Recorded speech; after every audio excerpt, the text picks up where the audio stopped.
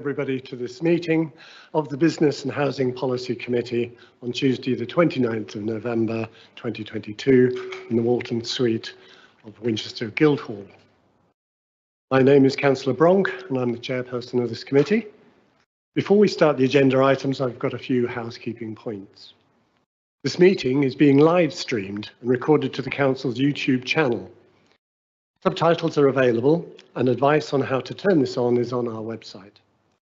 If you're joining us online, please turn your camera and microphone off until your item occurs. With everybody present, please ensure that their mobile microphones are on silent mode. I recognise that there may be some interest in the World Cup match about to start, but we don't need to be alerted to every goal that may be scored. May I remind members and other speakers to speak directly into their microphones. Please try not to turn away when speaking to ensure that all of your comments are picked up on the recording of the meeting. In the unlikely event that it's necessary to evacuate the building, the fire alarm will sound. Please follow all of the instructions given to you by our team and do not use the lift. Finally, I welcome members of the public to this meeting. We have members from TACT, Mr. Tate, as well as Councillor Horrell with us this evening. Thank you all for coming. I'll invite you forward when it's time to make your contribution. And so, turning to the agenda. We have apologies from Councillor Fern, who was unable to return from London in time. He may join us. His deputy is Councillor Batho. We therefore need to elect a vice chair for this evening's meeting. May I have any proposals, please? Councillor Small. I'd like to nominate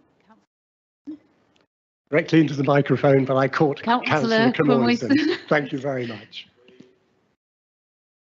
Perfect. Thank you very much. Let's move along swiftly. Declarations of interest, please. Yes, Councillor Radcliffe. Thank you, Chair.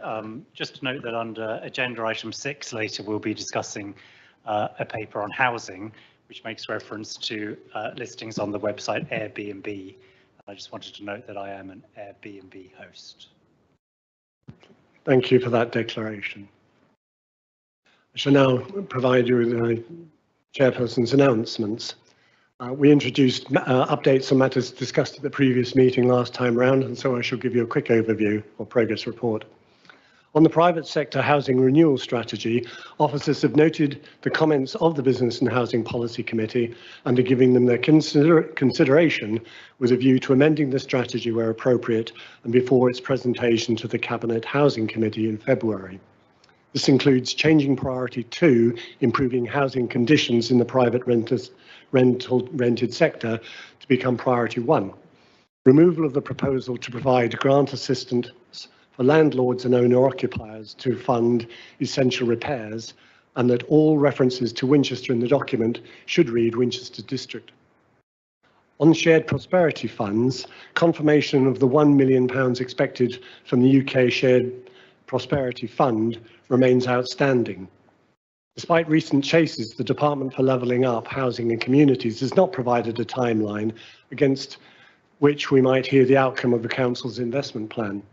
Despite this, and in preparation for the fund release, a shadow project board has been formed and met on the 2nd of November, where terms of reference, the process to consider grant applications and the plan for year 1 of funded projects were discussed. The board will also oversee Rural England Prosperity Fund and formalise its arrangements in preparation for year 2 of the UK SPF. There are no plans at this stage to consider or make any grant payments at risk. Year 1 grants will only be made once funding is received. Unspent allocations will be lost as funds cannot be carried forward into future years. The investment plan submission for the Rural England Prosperity Fund of £750,000 is being made tomorrow. That's the 30th of November. Can't separate the page. Sorry. For the Global Enterprise Week, As part of the ongoing discussions with the University of Winchester, the City Council provided the opportunity for a business student and performing arts student to test their enterprise skills at the City Street Market on Friday, the 18th of November. With regards to Winchester District Street Markets Review, the full report was circulated to all of our committee members as requested.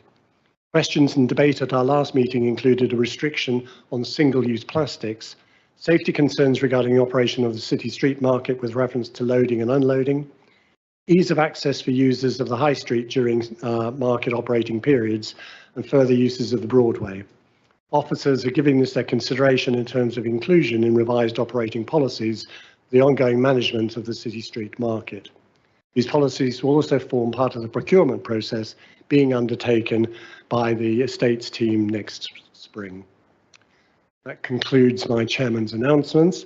Can we now deal with item 4, minutes of the previous meeting held on the 6th of October 2022? Can these be agreed, please? Agreed. Perfect. Thank you very much. Item 5, public participation. We have Lynn Mellish, David Chafe and David Light with us from TACT, Ian Tate and Councillor Horrell. Do you wish to speak now or when we get to the actual paper? Excuse me a minute.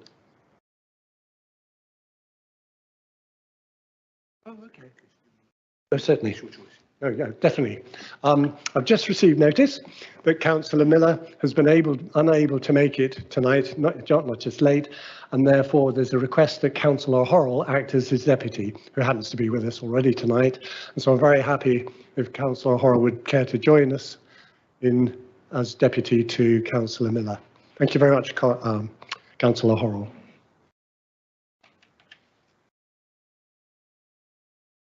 So we now no longer need to know whether Councillor Horrell wishes to speak now or later. So can I have, do any members of TACT wish to speak at this moment or when the item comes? When the item comes? Okay, thank you very much. Mr. Tate.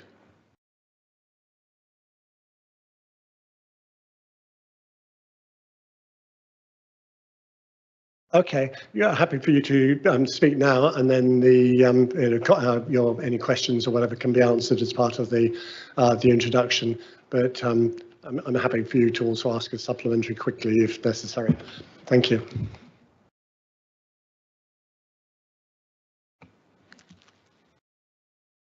Thank you, Chair, for the opportunity to address this committee. With my particular interest in housing, I regularly undertake limited housing advocacy work, and I was recently asked to visit a flat in Black Swan Buildings in Southgate Street. The block contains 15 affordable flats and is owned by the City Council but managed by Vivid Housing.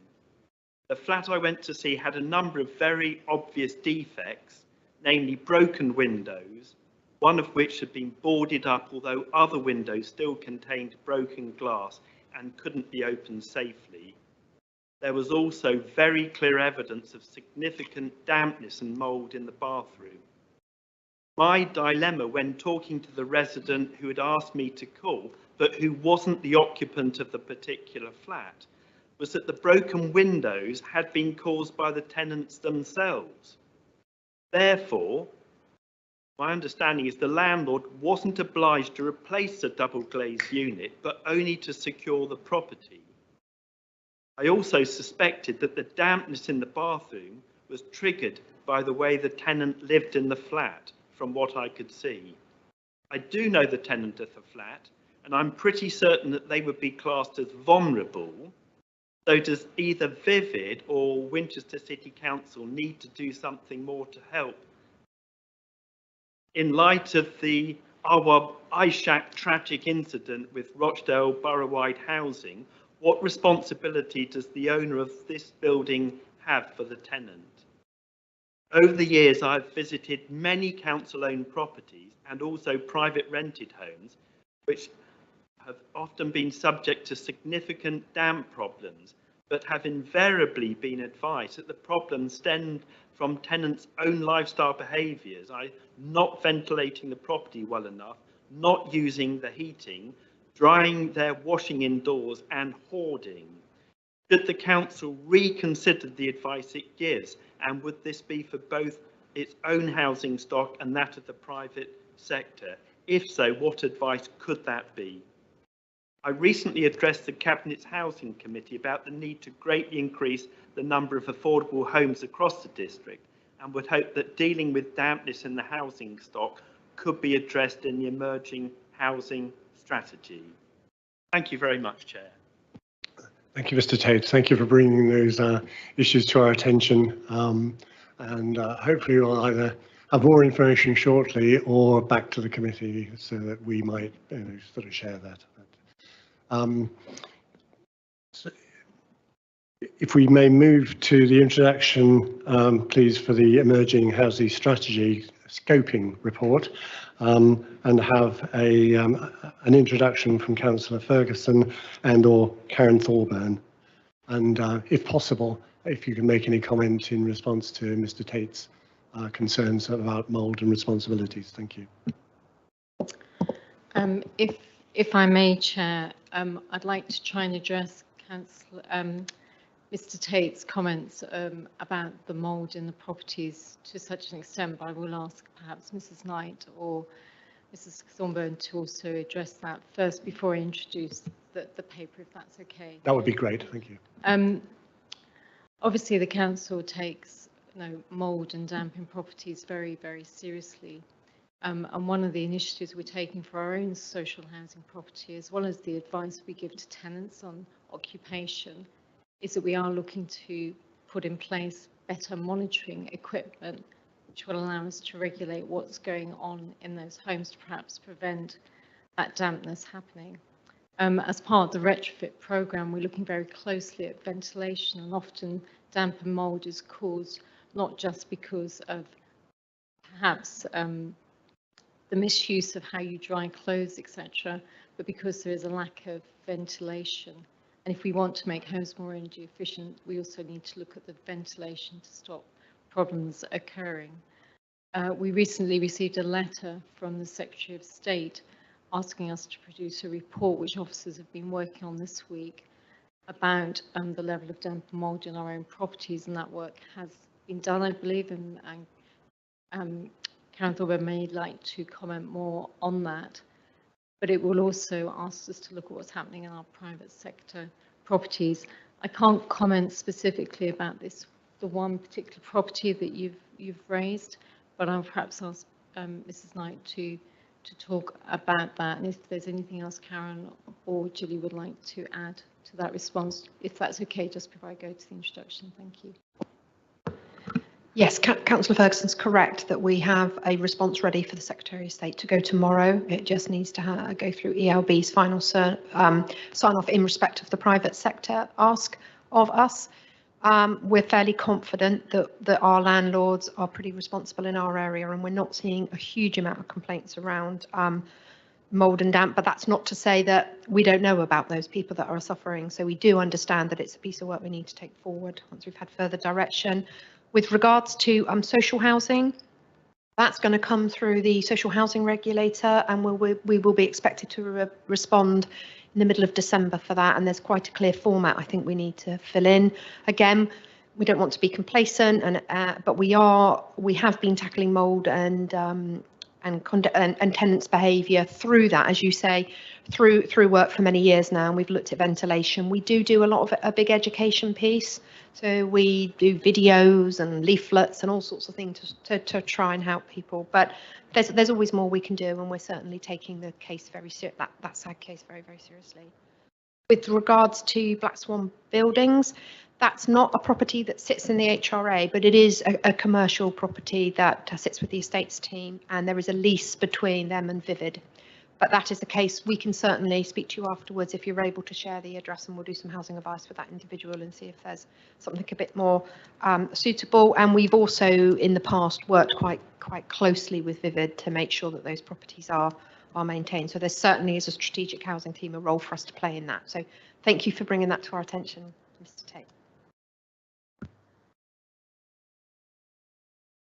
Anything you wish to add further on that matter before discussion of the paper?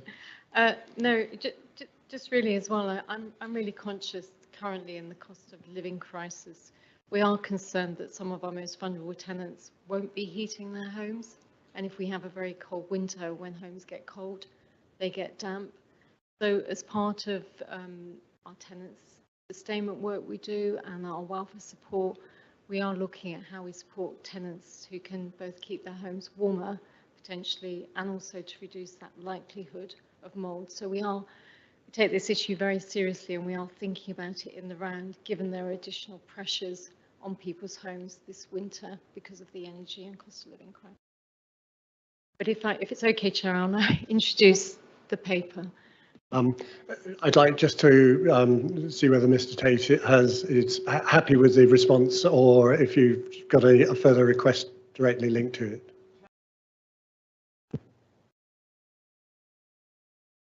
You use the mic, thank you.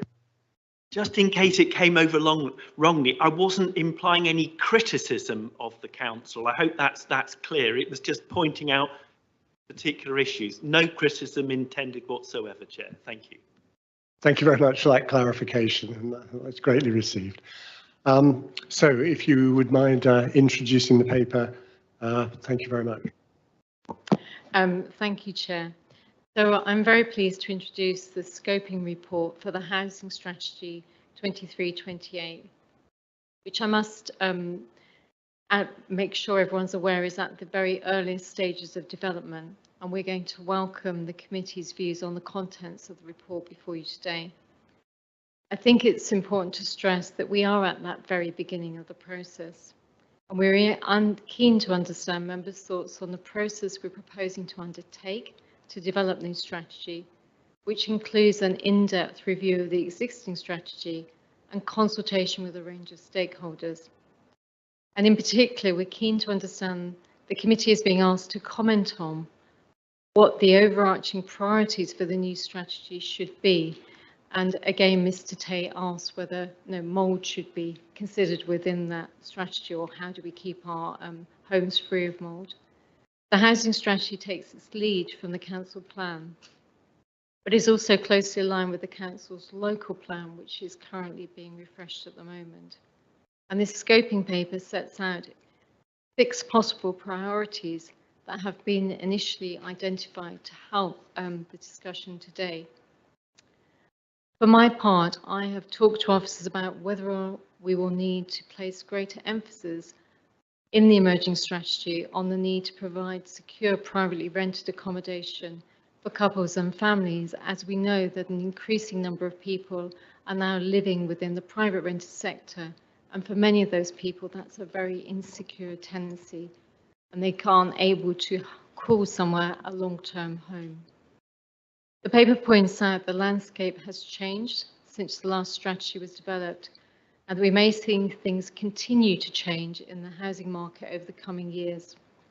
For example, it points to the impact of new legislation around homelessness prevention, the welfare reform changes, the full asylum dispersal, and the additional requirements set out in the Social Housing White Paper, and there are other government initiatives. The strategy that is developed will need to be able to evolve as things change. And it's important, again, at this early stage of this scoping, that we get members' views on the initial thoughts at this stage.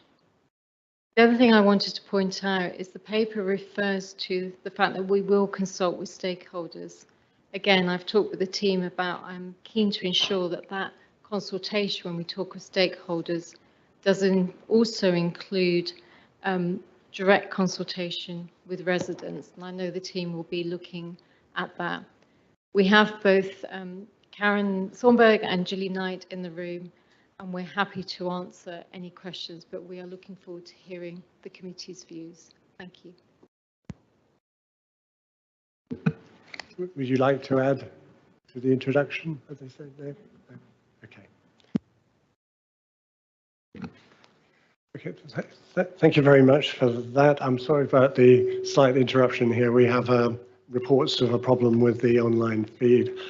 So if I can reiterate that we're not looking at the policy itself, things are at a very early stage, and our task today is to note general comments in the body of the report and to provide particular comment on the proposed and emerging priorities.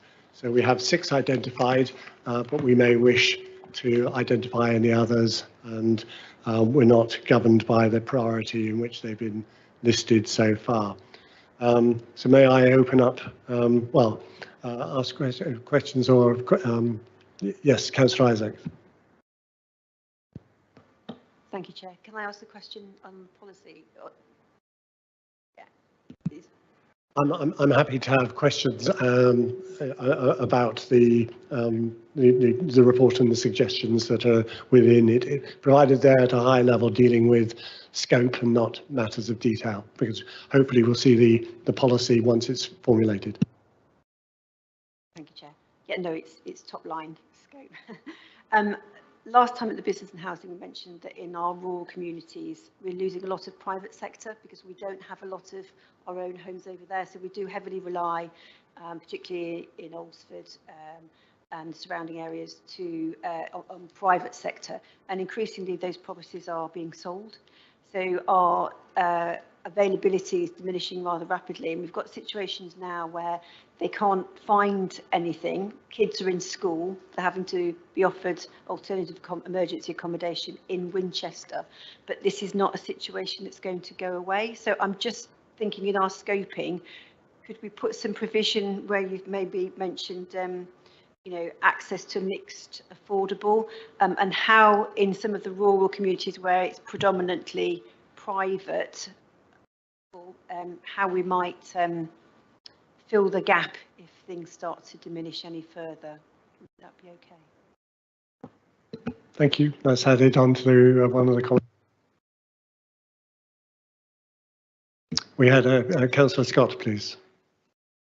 Thank you, Chair. Yeah, I think cost of living and affordability is going to be a key factor moving forward for our residents. And I'm looking at page 23 under the scoping of a strategy, and there's quite a lot of strategy sort of detailed there. One thing I would say that we used to spend some time on is the rent setting policy, which needs to be, I think, added to that, if you agree, because sometimes when we bring affordable home sites forward, we sometimes want to make sure that our residents can afford the rent scope, and sometimes like the Valley was more in line with the social renting rather than affordable renting. I just want to, if we could, expand that subsection there on B, scoping strategy on page 23, to add the rent setting policy in. I think that was a key piece of work we did a few years ago. I don't know if that needs renewing somewhere, whatever, but I think that's a really good point to raise, Councillor Scott, and I think it is overdue. Yes. Thank you. Whilst we're commenting on those couple of pages, if I may jump in and say that on the top of start of methodology on page 22, A(1), it makes reference to looking at the evidence base and how the Winchester market. We've had commented in the introduction that it's essential that we make clear when we're talking about the district and not just the town. So I'd be grateful if that could be borne in mind throughout. Thank you. May I have any other comments from anybody or questions from anybody else before we return to Councillor Scott? I've got Councillor Horrell, please. Chair, if I may, I've got a few points to make, which I'll just rattle through, if I may, quickly, which I was going to make in my Can we deal with some individually for people to respond, and then that way we might take I think some of them are just a matter they're quite related. Note. Okay, well, we'll make a start. Thank you. So, Chair, we talk about accommodating those from Afghanistan and Ukraine. We've perhaps forgotten our Syrian colleagues who we have also accommodated, who we mustn't forget, who are here in the district. Just a matter of note. Chair, in our sort of review, we don't mention anywhere city lets, which has been part of our work in housing strategy historically. And when the consultants look. I think it would be useful in the private sector just to understand how that worked and the value or not of that particular scheme. That's just a note for data for the consultants, really. Chair, I wanted to make a sort of bigger strategic point on priority number 2, where I am hugely supportive of Homes for Life and allowing adaptations. And just to remind ourselves of what we built at Queen's Gate, again, in our data set, where we built homes that were, in theory, for life, that we could adapt for living with wet rooms, etc., later in the sort of life cycle of the house and the family occupying the house, and whether we have any learnings from that particular project. And Chair, under the same priority, I had a question, again, within the context of the review and the data collection, around the value of sheltered, extra care and different types of older persons provision. I believe we're still outstanding some of that information, and also within the context of that, the geography of where those locations might be. I know we're considering extra care at Whiteley, North Whiteley, for example, but we are a large district, and geography for some residents becomes an issue when they're looking for perhaps accommodation at a different stage in their life and where that might be provided. Chair, I wanted to offer my support for priority 4, which is the decent homes standard, and to ensure that we actually still aspire to excellent standard accommodation throughout the district in whichever form it comes. I'm supportive of your comment, Chair, on the district of Winchester, not just the city of Winchester. Sometimes when consultants arrive, they forget the breadth and width of and the sort of scope of the Winchester City Council.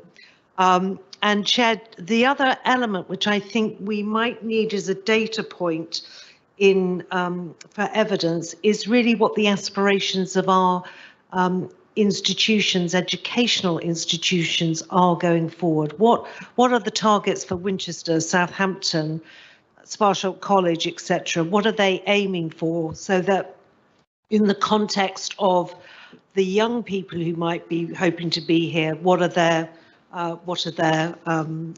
key desires? So what are the master plans for those institutions? Again, a data point that I think might be helpful as we look at the needs.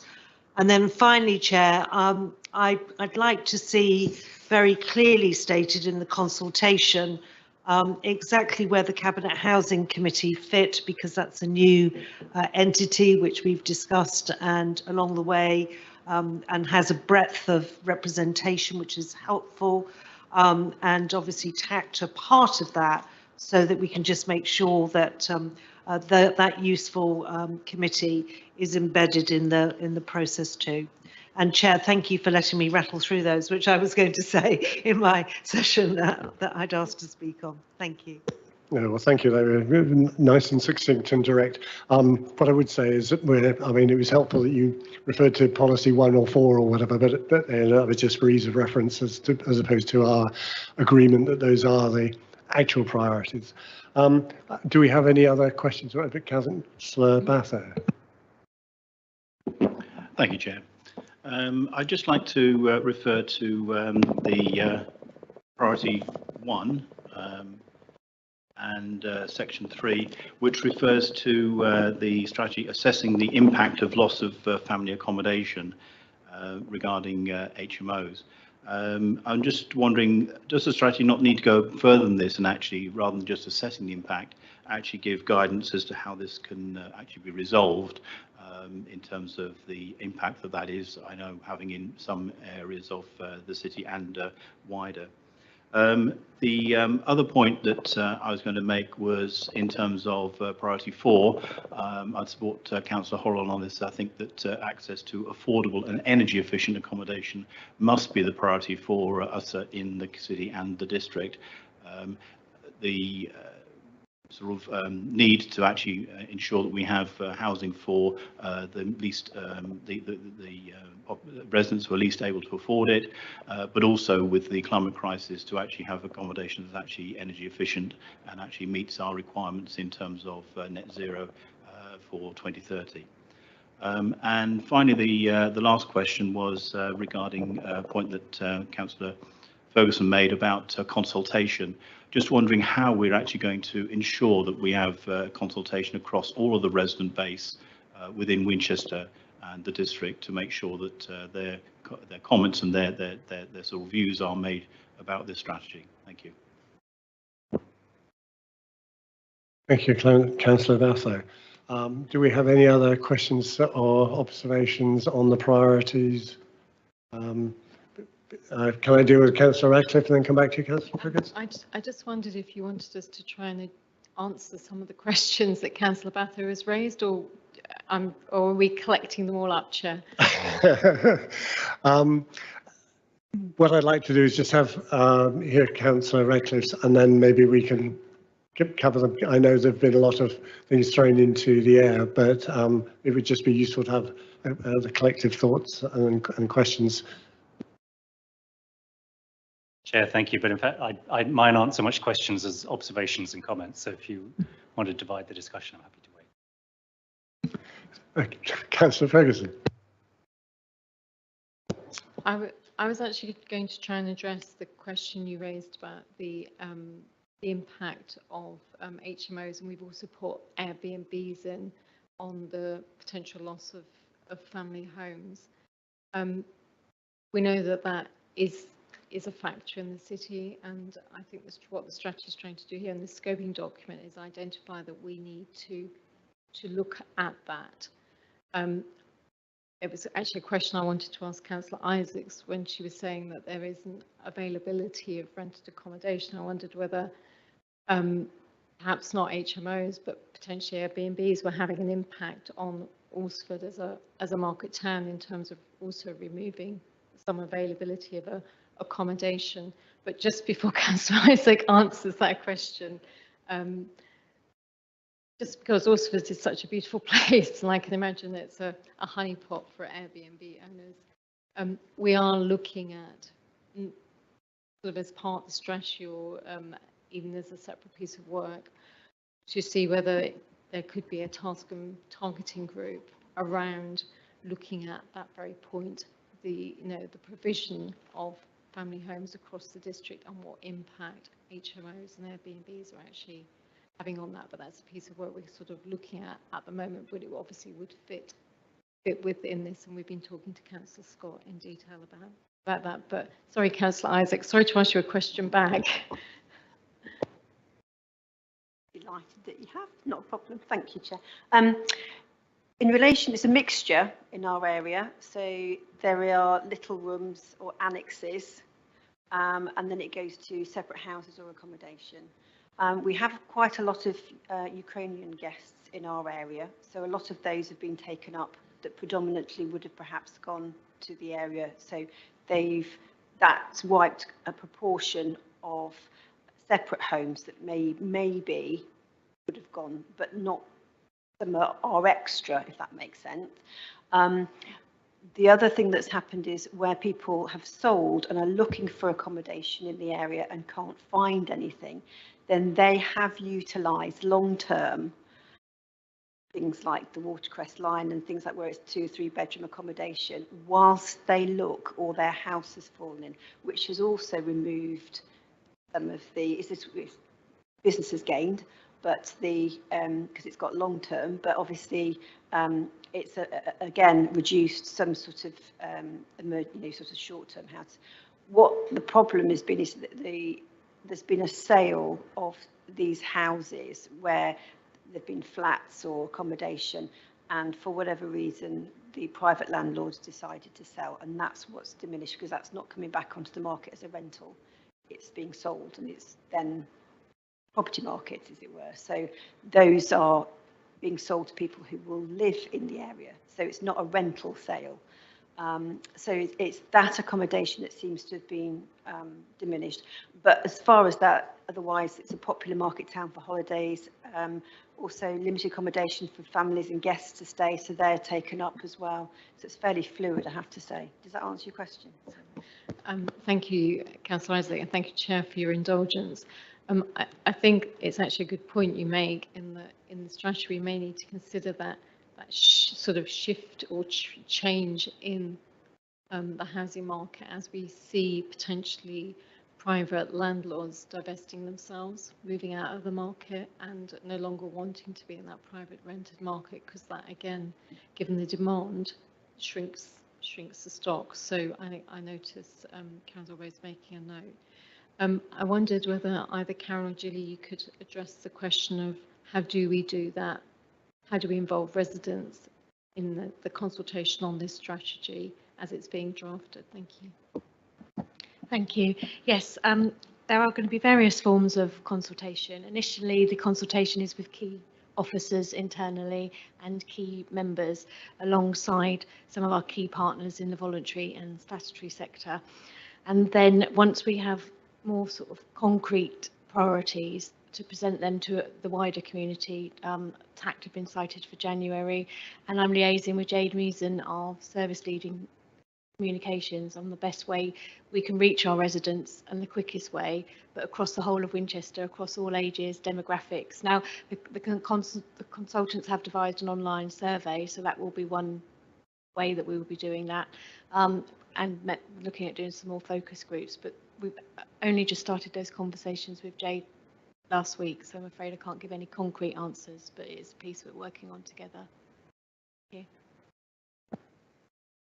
Sorry, Councillor Batho, was there a third one, or were they just two? Sorry, those were the two I noted. Thank you, Councillor Fox. No, the second was actually just my comment about the priority for, I think the affordable and energy efficient housing is the main priority, because that actually matches two aspects that we really do have issues with within the district. Thank you.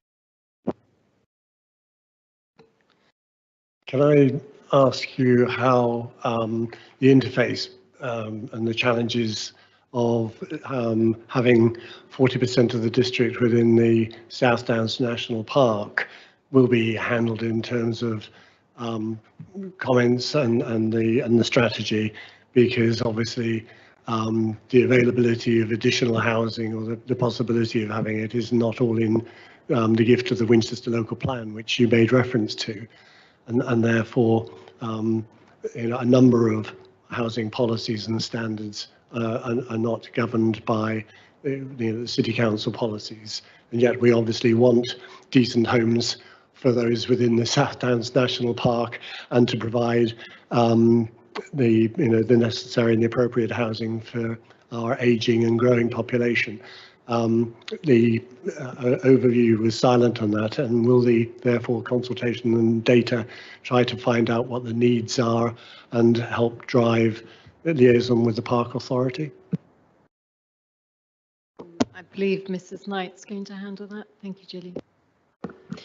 Thank you. I think that's a really valid point, and I think that's something that we need to review going forward within the consultation piece with the company that we've commissioned. It is work, of course, that New Homes endeavour to try and engage with the South Downs National Park. It is a difficult one to engage, but we will certainly make sure that's part of the scope. I think that's probably missing.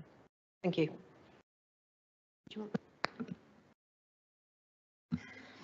Okay, so we rattled through questions together, and thank you for coming back to the other questions of comments.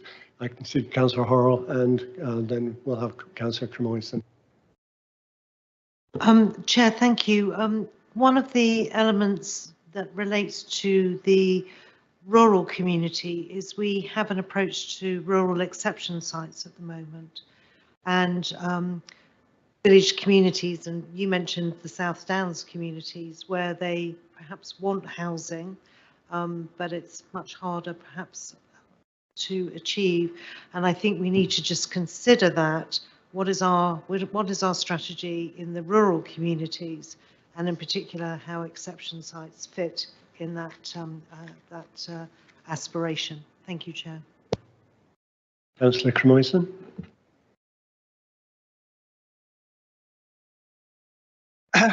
Right. Yeah, thank you, Chair. Sorry, I thought you were asking me to answer the question there, and I thought, whoa, way above my pay grade.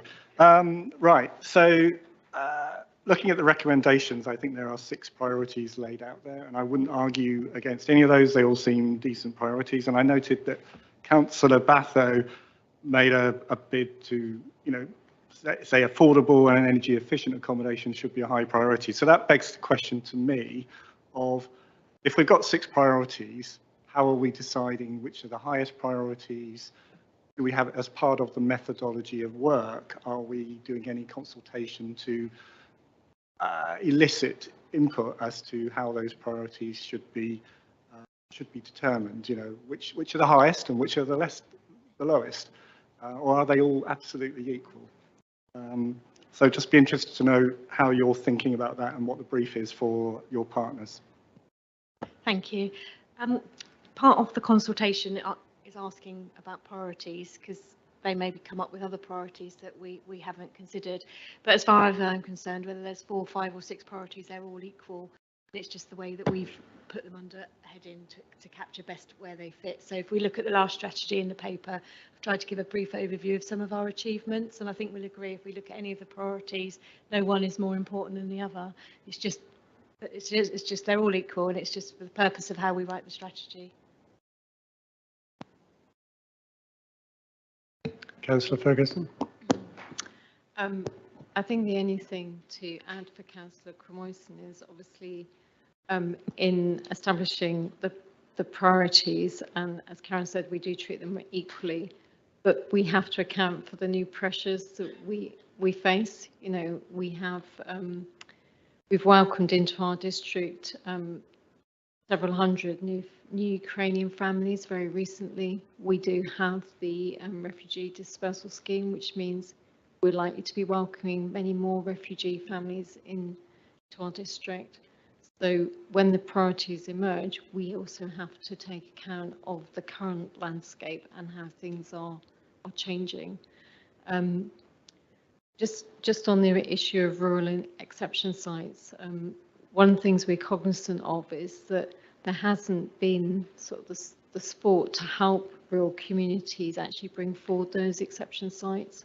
So the New Homes team are currently looking at how we may go into partnership with another local authority to perhaps fund some support for those rural communities to help them bring forward those rural exception sites. So it's not covered in this strategy, but it is something that we're cognizant that we need to do, because affordable, energy efficient homes is needed throughout the district.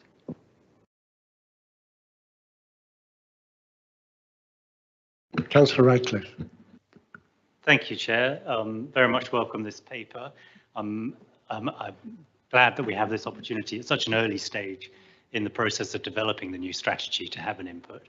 And I welcome the approach that's being proposed. It's especially good, I think, to see the council focusing in particular on those who often find it hardest to secure adequate housing in our district, including young families, people with disabilities, elderly residents needing extra support, refugees, and other marginalised and vulnerable residents.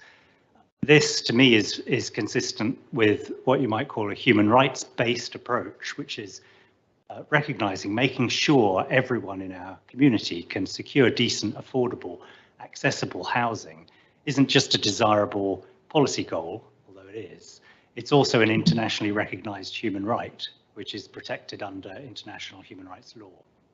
Very happy to see the proposed focus on energy efficiency, insulation, ventilation, retrofitting older homes, ensuring low carbon development. Of course, while there are always going to be limits to what a district council can do outside of planning guidance and managing its own housing stock, insofar as we can influence others, housing developers, social housing associations, private landlords, we should, of course, do so using every lever available. It's good that we also take this opportunity, I think, to take stock of recent changes in the housing market. and that includes the growth of Airbnb and other ultra short-term holiday lets and nightly lets, which rather quaintly referred to in the paper as air bed and breakfasts. The paper talks about the growth of HMOs in the same category as Airbnb, although I think they have to be broken out. They're quite separate trends. I know that the growth of HMOs has caused concern in some parts of the district. The paper doesn't mention, but perhaps the forthcoming strategy could mention co-living schemes, which I think are becoming more popular in London and in other expensive housing markets. And in some respects, as far as I understand it, co-living is a kind of scaled up and perhaps smartened up version of the type of smaller scale HMOs we've seen here in Winchester. And if they're done right, such schemes can offer much needed, attractive, affordable housing options for, especially for young people and couples and others trying to save up to get onto the housing ladder. And that's a category maybe that we should consider within the broader mix. Finally, I hope that the strategy itself, when it comes, will offer more guidance, not just on the types of housing that we need to include in our housing mix.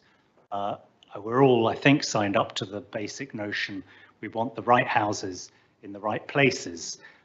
And perhaps the strategy will help us identify the distribution of different housing needs across the district, between different parts of the city and between the different parts of the rural areas in our district.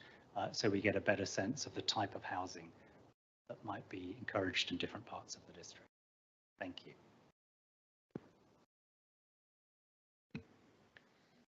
Thank you. Do we have any more input to this? Councillor Horrell. Sorry, Chair.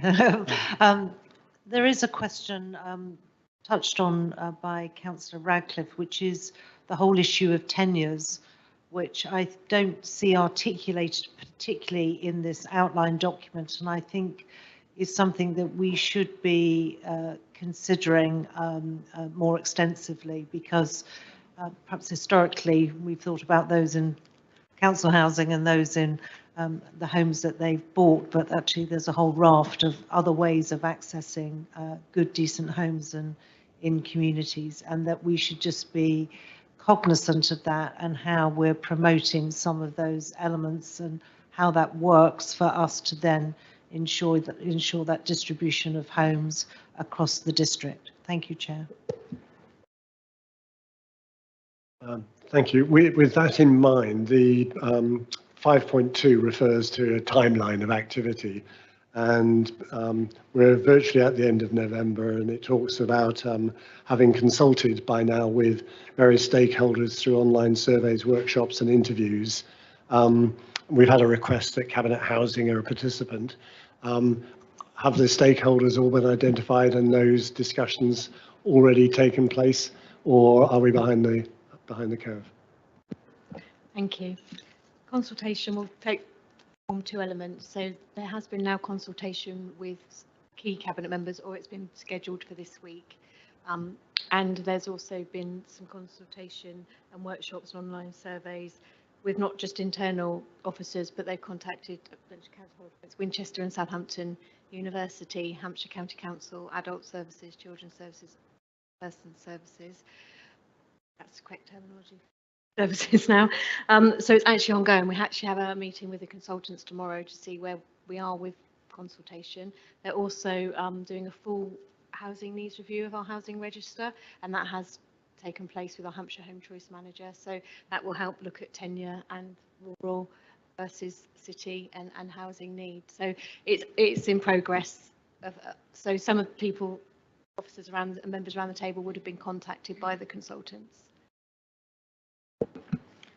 With that in mind, and we're talking about the February work plan for the 28th of February, it refers to looking to, well, having a draft in January, but developing the delivery plan and finalising the document in February.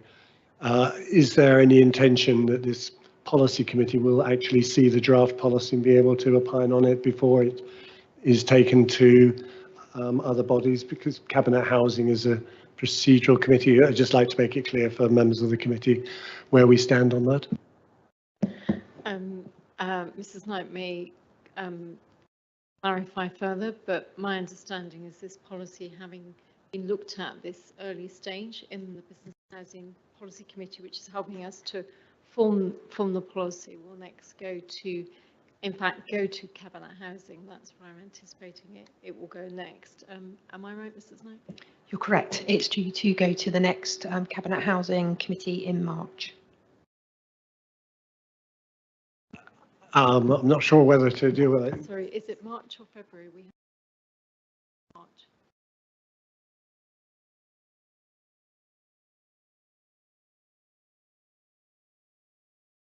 So it's going to Cabinet Housing in March. Sorry, Chair, and that is in fact before the next Business and Housing Policy Committee. It is. It's early. Yes, it is. There is opportunities to do informal workshops, etc., and that will form part of our further consultation. So there may be an opportunity for perhaps you, Councillor Bronk, to join a workshop if you find that is useful on behalf of the committee. Thank you for that. It was disappointing to me that this paper needed to be published in order to enable it to be discussed this evening before I had seen it at all. I hadn't seen an earlier draft, any form of draft before it was in the public domain. And I'd like really to ensure that we utilise the scrutiny committee as a policy scrutiny committee to look carefully at the policy to make sure that the policy reflects our thoughts on scoping, because otherwise we can say, well, we'd like it to ideally address X and Y, but we would have to then go and to challenge the subsequent committee if it failed to do so. And I think it's an important check for this committee to at least see a draft. It's very useful that we've been involved in the policy formation stage, because it would be a shame to see a draft. But sorry, I'm not speaking at the mic as I ask people to do so. It would be a shame, to have done a lot of work without being able to utilise the contributions today. But I have a fear that if it was too far different from people's expectations, that we wouldn't be utilising the necessary and the defined process of this being the policy committee as opposed to subsequent ones being very procedural. That's a request and an observation, and we can see how it looks to see whether or not more members of the committee need to be involved in discussions, or a member of some sort of briefing to the committee or whatever. I think it's too early to tell what it'll look like, but I'd just like it to be a marker that I have an element of disappointment, and I understand that there are pressures on staff and they've done what they can. So I'm not looking to be critical of anybody. And I appreciate there's a long time between now and the next meeting, and we don't want to hold things up, but it's just trying to identify when committee dates are going forward and doing what we can to ensure that we have the best possible input to policy that we can provide. Thank you. Are there any other final? Yes, on this item, Councillor Batho. Thank you, Chair. I'd just like to refer to priority 2, responding to the housing needs of an ageing and growing population, particularly the ageing. I know that in my ward, there's one of the care homes is actually now closing down, and therefore the residents, I assume, will be sort of being asked to move to other facilities. Is it something that this strategy should reflect, is actually the capacity of the care home and the social sort of structures for ageing population? Because it may, if that's then sort of put into a sort of series of crises, have a resulting impact on the accommodation that ageing population is going to require of us as a district.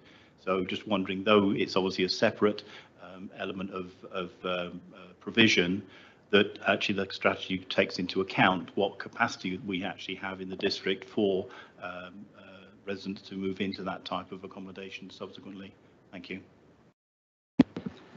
I think the role for us and the housing strategy is to try to prevent that move into care, which is why we're looking very much at our extra care offer to make sure that can flex with how people's house deteriorates in the future. So we're very much looking at our older persons offer, as you know. People that were 60, 20, 30 years ago with our real traditional sheltered housing and no longer have the same expectations of their housing as they grow older. So our role is very much looking at how older persons accommodation has evolved, but with respect to care, then we work very closely with Hampshire County Council to try to prevent anybody moving into a care home, because that fills, you know, the kind of last part of their journey, perhaps, and that's something that Hampshire County Council tend to commission and work very closely with us. Thank you. So thank you for that reply. I appreciate that. Obviously, we do all of the best to sort of prevent the move into that accommodation. All I'm saying is that in the same way as obviously economic changes have affected other aspects of the housing market, I think that particularly with the social care funding not being resolved, that with the current sort of situation in terms of cost of living, there are going to be costs on both the residents and the care providers that might then create a situation where a number more of them will actually sort of close their doors, and therefore put that load back onto us as a district to house. So I'm not suggesting that we're not doing the best that we can for the residents while they're before they go into that situation. All I'm saying is from an economic point of view and a social point of view, there might be a change to the ability of those providers to provide that care, and therefore we need to have that sort of dialogue and that sort of accommodation within our strategy to sort of accommodate that if that then does eventuate. Thank you. Okay, if there are no more observations on this paper, I think we've looked at the various listed priorities as called, and hopefully the observations about scope of assistance to you, and look forward to seeing how you grapple with providing some of these things in the South Downs Park, but also look forward to information as to how we can look forward to securing some of these important aspirations. Thank you. Thank you very much, Karen, for attending. Right, so we can move now then to item 7, which is the Sustainable Tourism Strategy Scoping Plan. Can I invite Councillor Thompson and Andrew Costello to introduce the paper? Thank you.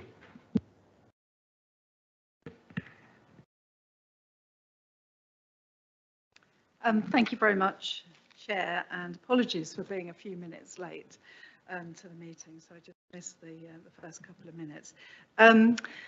I hope members of the committee have had a chance to read this through, as it forms a really important part of the Council's ambition and commitment for our district to become carbon neutral by 2030. Developing a sustainable tourism strategy was something that was identified within the Green Economic Development Strategy, which we agreed maybe a year ago now. And this paper does exactly what it says on the tin. It sets out a scoping plan for producing a sustainable tourism strategy. And this is the first step along the way, and we're asking the Policy Committee tonight to comment on this approach, note what we need to resource the delivery of the strategy, and also note the proposed timeline. You will have read that resources for this project and the timeline set out is very much or partly dependent on receiving the funds promised to us by government from the UK Shared Prosperity Fund. And I very much regret to report that we are still waiting to hear from the government on when that money will be available. And obviously, if this money isn't forthcoming, we will have to look to other sources of funding and possibly look at the scope of the strategy and whether we might need to tweak that at all. The diagram on page 32 of the report shows how this strategy links into all other council strategies, and it's really important that if we are going to achieve our aim of going greener, faster, and making our district carbon neutral, as I've said at the outset, by 2030, that tourism and its effects across our district plays its part too. There are often seasonal fluctuations in visitor numbers, and it's important that these are managed effectively for the benefit of residents, businesses and visitors. And we see that in Winchester town today, you know, with the Christmas market and the usual buzz of Christmas. So we have the opportunity here to lead the way in a sustainable tourism. But of course, we can't do this on our own. We will need to work collaboratively with our partners across the district to actually deliver the strategy.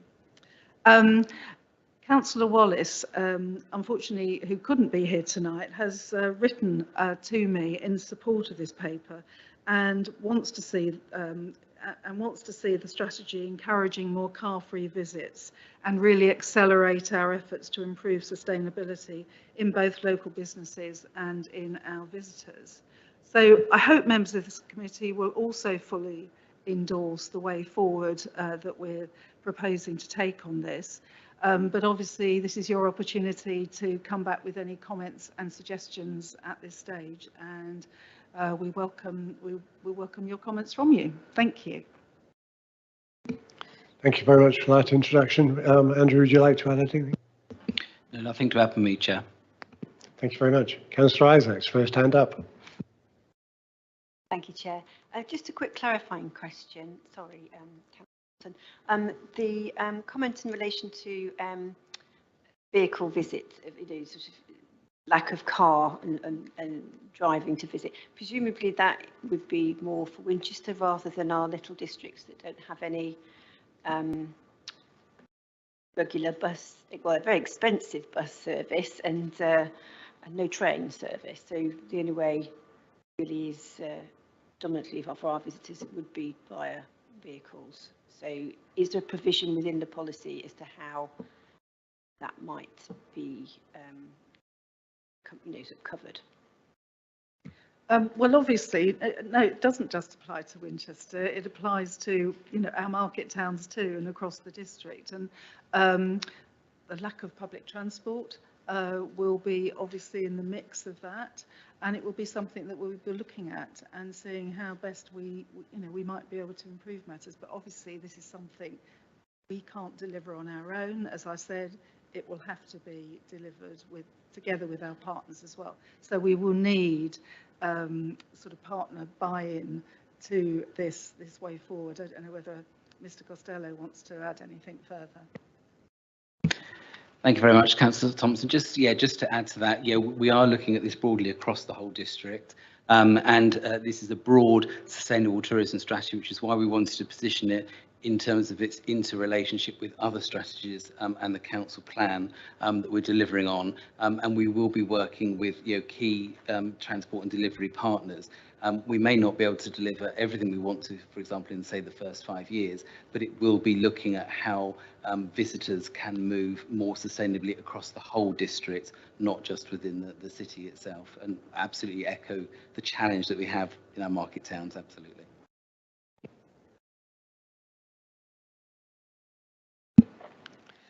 If I can just add on that type of thing, I'm very pleased to have seen that Marwell Zoo in the past has had special bus services or laid on, and also to other parts of the district as part of a specific attempt to aid public transport out to venues which are very popular but not as necessarily always easy to get to. And I think that was a great initiative, and I hope that can continue.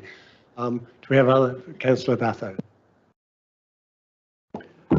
Thank you, Chair, and welcome the paper in the fact that it obviously is supporting our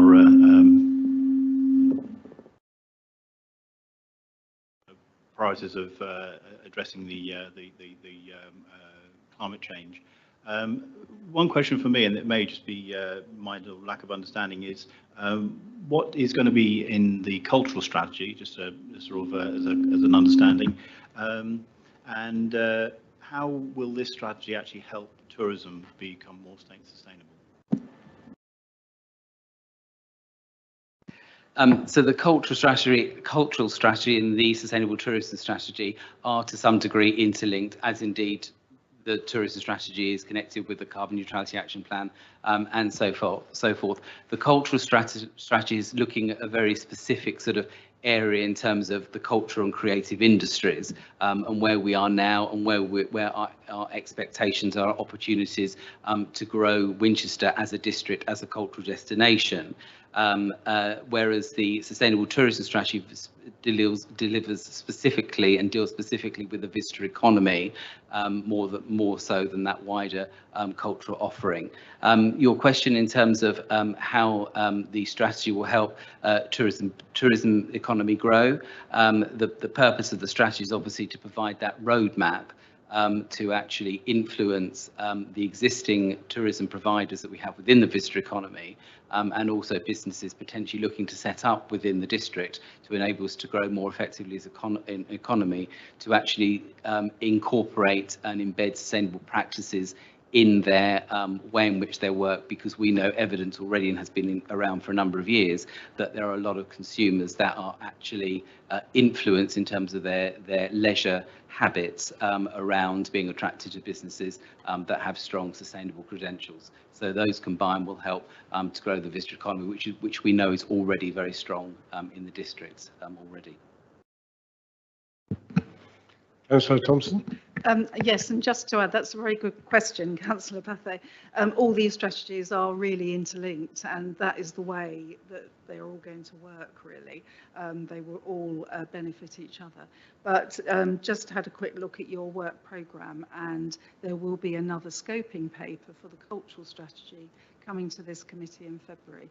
So you will get a chance to have a look at how that works at that meeting. Do we have any other questions? Councillor Horrell.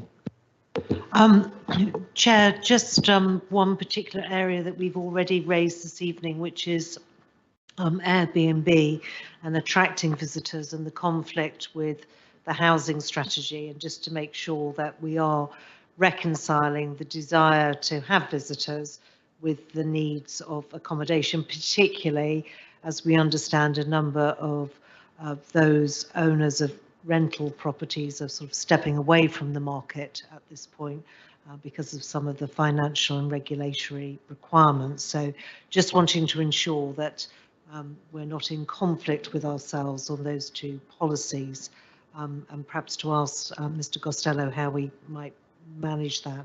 And then secondly, Chair, just to ask a subject dear to your heart as well, as South Downs National Park, which is, clearly a driver of visitors to our area, but again, ensuring that our approaches are consistent and that we're supportive, because sometimes we often don't.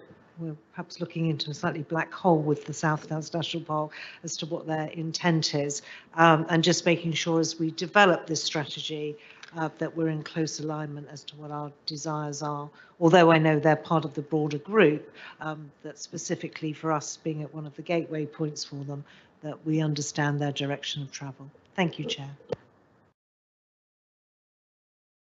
Thank you, Councillor Horrell. Take your second question first. South Downs National Park, we are engaged with them on this process and have had some discussions already, and will be very much continue throughout. We obviously recognise we are the gateway to the South Downs National Park, and in terms of the national park itself, sustainable tourism is very key for them, and they have actually developed some work already around sustainable tourism strategy. So we are looking at that and making sure that our approaches align, and they will be one of our stakeholders we'll be working closely with throughout this. They have started to develop an accreditation process, and we'll be looking at some of the elements of that throughout the development of the sustainable tourism strategy, and how that sort of sits what we want to do in the future. In terms of Airbnb and the provision of visitor accommodation and the challenges that we have in terms of housing market, part of the work that we will be undertaking will be an audit and that will include understanding sort of the volume of Airbnb provision across the district. And one of the purposes of the strategy will be to lever investment externally into the district, attracting new businesses to set up, not just as Airbnbs, but as actual guest accommodation in a different way to try and sort of plug some of that gap as well. Thank you. Do we have any other questions? Yes, Councillor Scott, and then I'll come to Councillor Cremoisen. Thank you, Chair. Looking at page 32, you've got a list of strategies and whatever.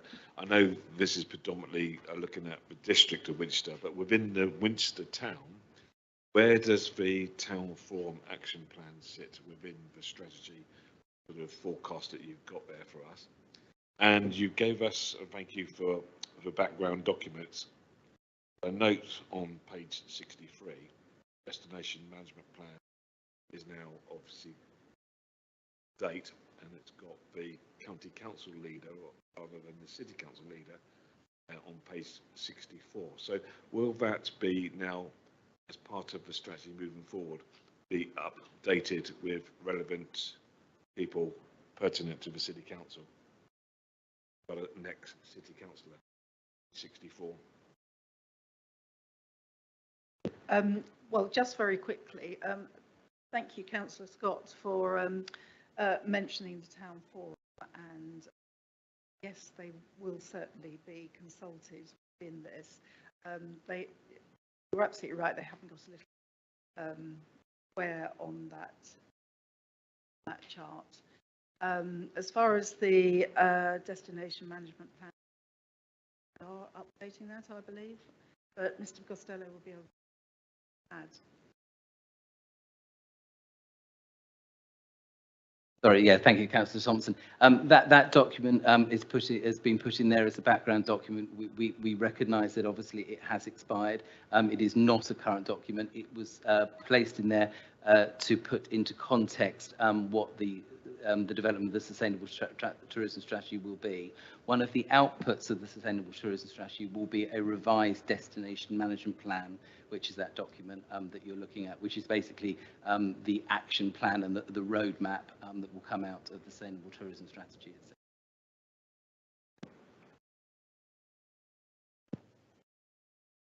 Councillor Cremoisen. Thank you, Chair. I'll group a couple of questions together, and they're probably slightly interrelated, I guess.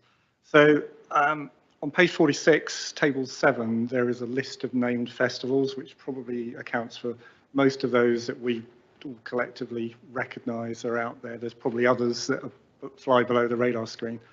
I looked at that list and I thought there's quite an extensive list there, quite a lot going on. And then I read through the equivalent notes around, I think we call it competitor cities or areas, or perhaps benchmarks might be another way of thinking of them. And I came away thinking, well, we've got quite a lot going on, but there are some opportunities. You know, other places maybe have a few more things going on, and things that perhaps fit into niches that might be between some of ours.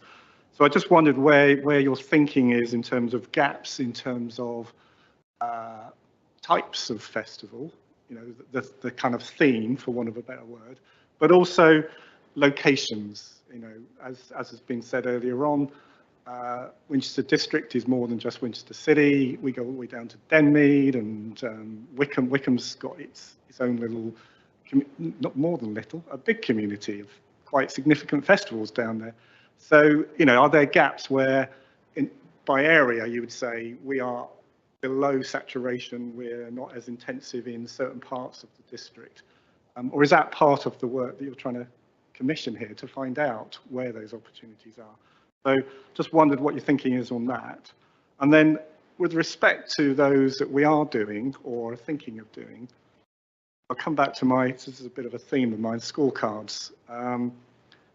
The sense that came through from the paper was of the economic benefit, which is important. You know, it's important for businesses, But also there's I wondered if there's a scorecard system for social value, but also sustainability. Given that this is a sustainability paper, how are we scoring all these different festivals and identifying those that actually we want to prioritise rather than those that perhaps score well on economic but really terribly on sustainability? Just thinking on that, please, Mr. Costello. Thank you. Thank you, Councillor. To pick up your points, the cultural strategy will actually deal with the vast majority of the points you've raised there, rather than this sustainable tourism strategy. And as Councillor Thompson said, we would be bringing that scoping paper to the committee next February for input into that.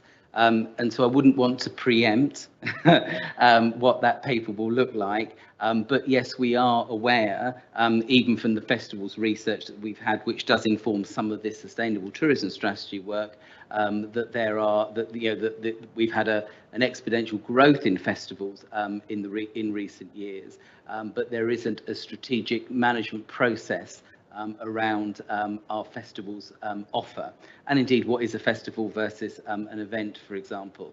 So that cultural strategy will be very much tackling those sorts of things in terms of, where are the gaps, what are the sorts of festivals that we should be having in relation to our competitors, and what are those things that are going to make us unique that then will draw visitors, which will then obviously be impacted by the sustainable tourism strategy itself. Ahead of that piece of work, we're also working around developing a festivals programming policy, which will pick up also some of those sorts of things as well. So we're again more strategically thinking about what festivals are happening and when they're happening and where they're happening across the whole district going forward.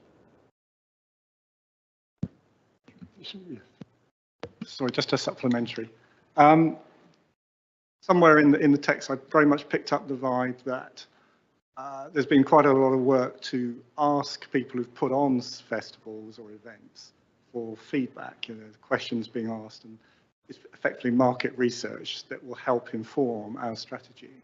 I got the feeling that the response rates have been slightly disappointing and not very informing. And I just wondered, is there an opportunity there if we are licensing these events and these festivals, that as part of the deal, there is a commitment to provide feedback and answer a survey question within a certain period after the end of the festival, and not allow them to hide behind too much. I mean, there'll be some financially sensitive information that they won't want to give, but to avoid them hiding behind those types of excuses for not providing the feedback. Is that an opportunity that we could exploit? I think so. I mean, obviously there are certain things in which the council has control over in terms of events and festivals, in terms of sort of licensing and an agreement of those, and that's one of the roles of drawing together the festivals programming policy to bring all of those sort of elements together. What I very much do anticipate as we've already started, and as we continue along the road of developing the cultural strategy, it will act as a platform to far better and far more closely engage with the festivals and events sector. We are involved in that. We have a festivals a set of meetings and so forth, but we need to move more into a strategic context, and that development and that journey of that strategy will, I think, enable and facilitate those relationships, which then I'm sure will actually yield far better intelligence and intelligence sharing than what we have currently seen. Councillor Batho. Thank you, Chair. I'd just like to refer again to the Destination Management Plan, which I realise you say is obviously now obsolete and it's being replaced. But just in terms of that, in Aim 3, there was a commitment there to maintain our commitment to embracing and promoting and rewarding low carbon business practice. I was just wondering if there are examples of how we've rewarded business practice as a result of that plan, that are currently sort of been made obvious to the committee. Thank you.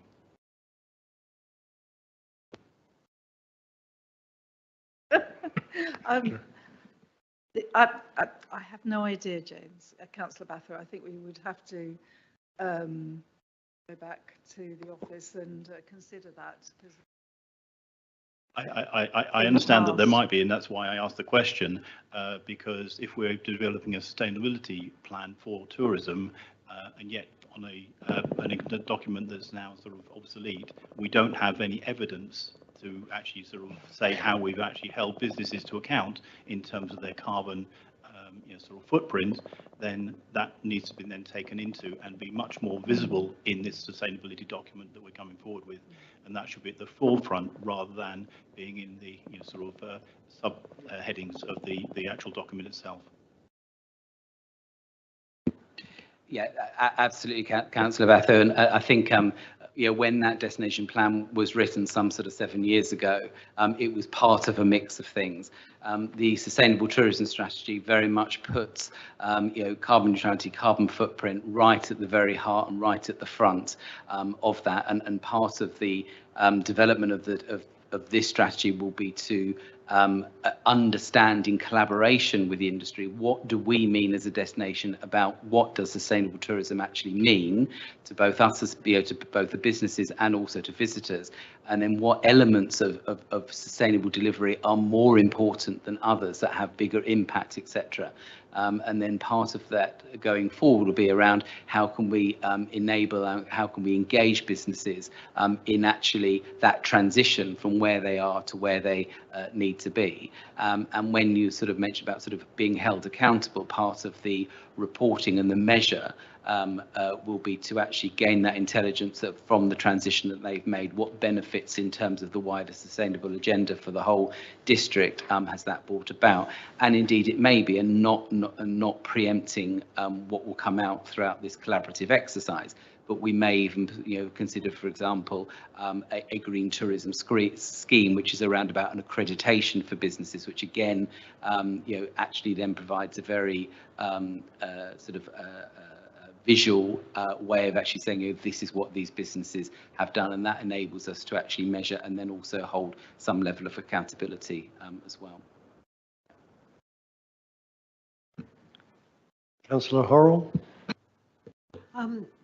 Chair, just looking at the resource implications, page 29, just to ask Mr. Costello and the team that we can be reassured that the implications on colleagues in other departments, such as environmental health, licensing and the like, which will play a role in some of the activities that will be promoted going forward, are resourced accordingly and can support the plans that are developed. Thank you, Chair. Thank you, Councillor Horrell. Absolutely, and similar to how we approach the Green Economic Development Strategy, the Carbon Neutrality Action Plan, it won't be any different, that we will be working very closely with officers across the authority to make this actually work. This has to be embedded in a lot of different areas of the authority, but to make that work, they have to make sure they have the resource. So we have given early sight of this process to officers, and we'll be developing an implementation group internally to make sure that is effective. Thank you. Are there any other questions or comments that anybody wishes to make on the paper, please? Okay. Obviously, from my perspective, I'm very hopeful that you get the funding that we're anticipating.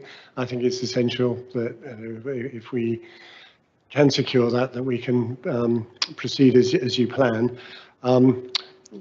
Hesitate not to mention the South Downs National Park, and I know they do a lot of promotion, and therefore I think it's essential that we know what they are promoting and we try and piggyback from that, and that we're alert to things that they do, such as a large quantity or amount of sill was provided to upgrade bridle paths in the vicinity of Marwell, and therefore to know what they're doing and where they're allocating funds, and to make sure that if there is an increased opportunity to promote tourism associated with that expenditure, that we're liaising closely. But thank you. Okay, without any more ado then, let's move to item 8 and the disabled facilities grant. So thank you very much, Andrew, for attending tonight, and Councillor Thompson.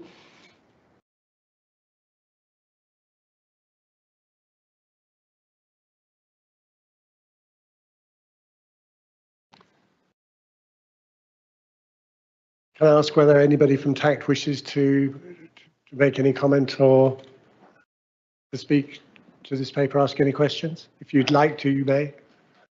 Okay, thank you very much for attending and listening to the proceedings this evening. Right, I think we're ready then for Councillor Ferguson, Mr. Reid and Rhiannon Riley to introduce the paper, please.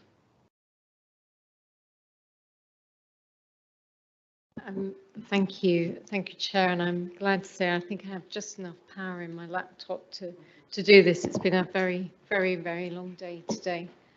I'm pleased to introduce this paper today, which outlines the revised Disability Facilities Grant Policy for 2022 through to 2027. The Disabilities Grant Policy is important as disability facilities grants can have a fundamental impact on older residents and those who have disability in terms of their lives, allowing them through necessary and appropriate adaptations to remain living independently in their own homes for as long as possible. It's important to note that the Disability Facilities Grant Policy, these grants are generally exclusive to homeowners and private rental and social housing sectors, and the policy refers to these sectors specifically. The Council does have a separate budget for funding adaptations for tenants in our own social housing where required, but this is not covered by this specific policy. The Disability Facilities Grant pot is significant, and in 22-23 the Council was allocated 1.231 million of grant funding. However, there are all indications that this grant pot will remain static, even though the likely need for these grants may increase as we have an ageing population, and with age, often additional assistance and adaptations are needed. So while there is a significant pot, there is also significant demand. The paper identifies a number of proposed changes to the existing policy. You have before you both the paper and the policy. The proposed changes are that we introduce a new discretionary grants in the form of a welfare grant, heating grant, relocation grant, and top-up grant. We'll be happy to take questions on those. That the discretionary grant level is capped at a maximum of 100,000. We don't currently have a cap, but as I said, if you think we have 1.2 million, but without that cap, that only equates to 12 grants. That any local land charge placed on property will have no expiry date. Currently, there is an expiry date. And again, I'm sure officers can explain what that relates to. And that the service charge, which we currently charge at 12%, is reduced to 10.5%. The reason for that is there's quite strict guidance on what we can charge for the services we provide to help the process to make these disability facilities grants happen. We can't make a profit on that service. We obviously would welcome the committee's thoughts and comments on these proposed changes. And I'm delighted that we have both Kevin Kirk and Rhiannon Riley in the room who've worked very, very, very hard. Sorry, Kevin Reid. Apologies, Kevin. Kevin Reid. I was talking about Kevin Kirk earlier. Apologies. Kevin Reid and Rhiannon Riley in the room who've worked very, very hard on both producing this paper and the revised policy, which is a very detailed policy. We also have Karen Thornberg from Strategic Housing still with us, and obviously Julie Knight. So we have the full team to answer questions and to help this evening. Thank you, Chair. Thank you, Councillor Ferguson. Is there anything that you'd like to add, any of you, to that intro for us? May I just quickly ask you, do you introduce the paper as the policy for 22 to 27? The documentation we have refers to 25. Are we looking to extend it for the 5 years? No. No, sorry, Chair, that's. No, don't worry. I just wanted to make sure. No, it's my mistake. I had written 23 to 20. Yeah, it doesn't matter. Yeah, that's clarified. Thank you very much, Councillor Ferguson. Right, may I have any questions on the policy to start with, and then we can have discussion. If not, Councillor Horrell. Chair, I'm not sure whether the team can help this evening, or maybe they have to take the question away. But the splitting of the grant into the 4 proposed areas of welfare, heating, relocation and top-up, if we were to analyse the grants we've given in the past year, how would they split out? How many would be in each of these categories? How many at the top end, how many of the smaller ones? I think that data point would be helpful to us all, given that we're making it slightly more complicated than in terms of the grant names and rationale. But I don't know, I don't see that in the report, Chair. I wondered if that was available. Thank you. Is anyone able to answer that, or whether these are a new dimension to what was provided in the past? Thank you, Chair. I'll try, but the experts to the left of me might have to take over. But the recommendation of this report is that we introduce new elements to our CFG grant, which are discretionary and are set out in the Better Care Fund guidance.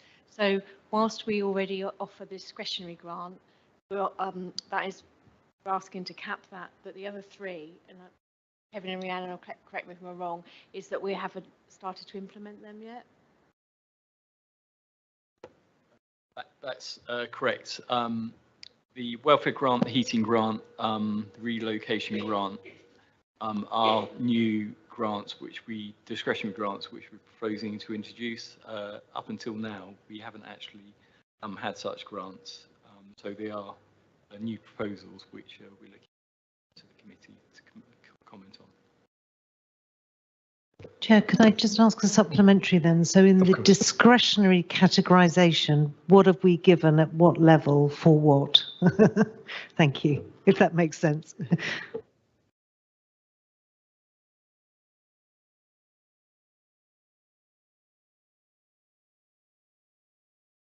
For clarification on that,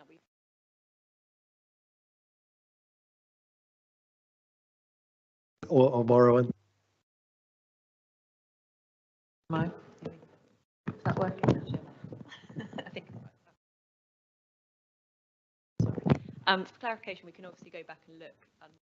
Generally speaking, each discretionary grant we've ever issued would have been under the Better Care key criteria, which has remained the same from the previous policy to the existing proposed policy. Sorry. That is discharge from hospital, preventing admission to care or hospital, in prevention of care breakdown at home. They're quite wide criteria of our discretionary grants that funding will.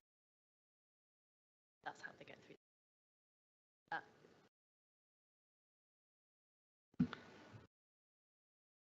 Does that assist you, Councillor Horrell?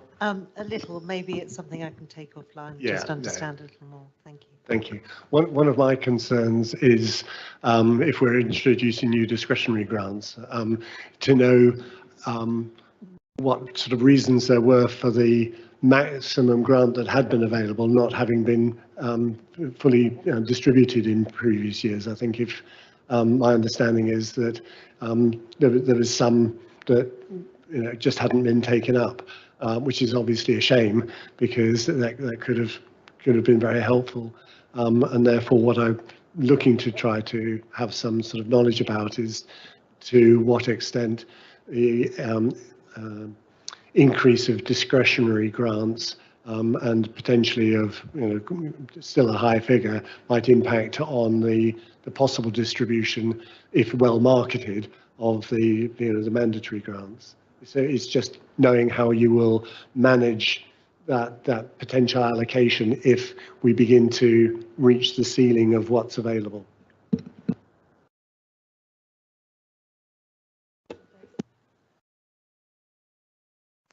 Thank you. Councillor Ferguson. If I may, Chair, I'd just like to address questions on the two grants. I did have my hand up for some questions, so I didn't quite know how to attract your attention. I think the introduction of some of the new grants are important.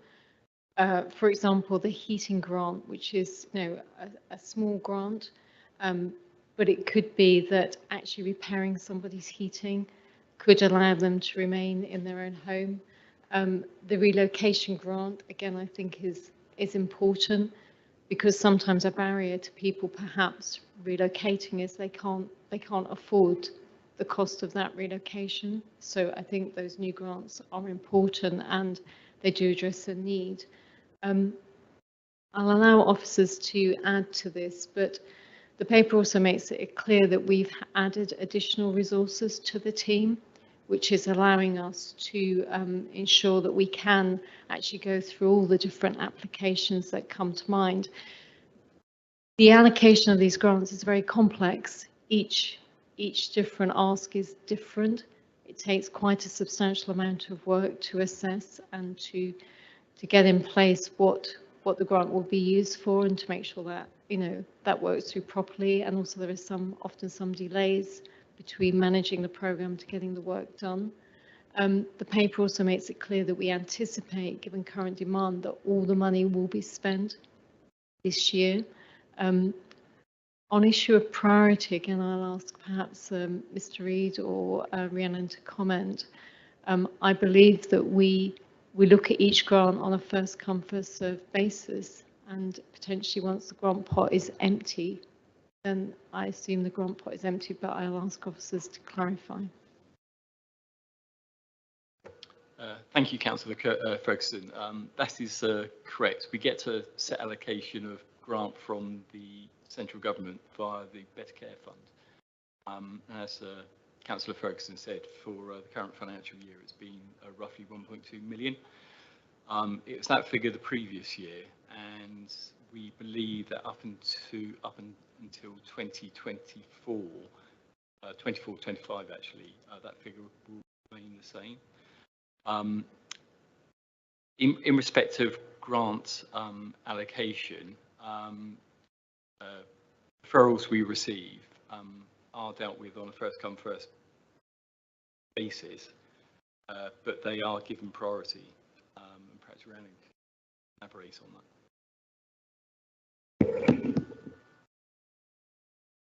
Mr. Reid, your mic needs to be turned off.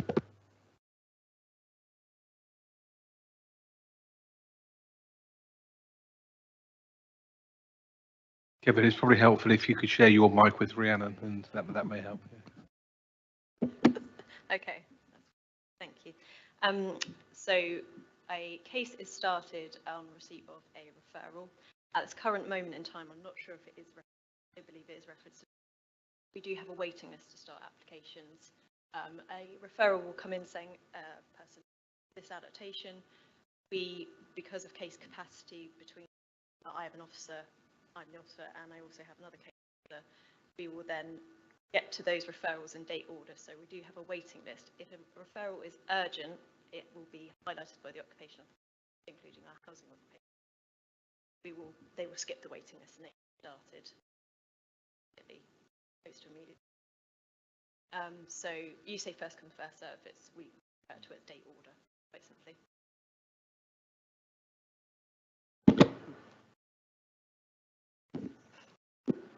Thank you. Councillor, oh yes. Sorry, Chair, just a point of clarification really around, there was reference to the pot being used up and then to wait. We do have a duty around mandatory grants, so there is a responsibility we have. We can't slow time mandatory grants. We've managed that in the past by the allocation not being fully allocated in each year, so we've always held a bit of a reserve, and that's just something the team will need to be conscious of with a wider discretionary pot, and making sure they don't issue too many discretionary grants and don't have capacity to manage mandatory grants if they came forward. So that's just another point of clarification that we probably should have highlighted at the beginning. Is we have had some conflicting advice around grant types. So the initial advice before publication of the paper was that all of these grant types were relevant and applicable to the use of the Better Care Fund. We've since had some advice that has questioned that.